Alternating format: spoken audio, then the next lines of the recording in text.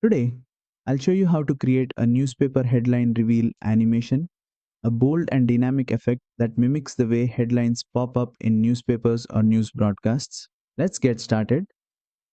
First, import your video into the timeline. Once you have your clip in place, select it and open the right side editing panel. Next, click on the animation tab. Under the In section, search for the effect called Newspaper In.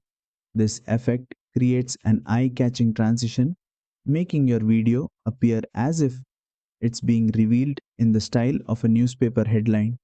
To fine-tune the effect, adjust the duration slider. A shorter duration makes the animation faster, while a longer one adds a more dramatic slow motion reveal. And that's it. You've successfully applied the newspaper headline reveal animation in CapCut PC. This effect is perfect for news style edits, historical videos, or storytelling content that needs a classic headline effect. If this tutorial helped, don't forget to like, share, and subscribe for more CapCut editing tricks.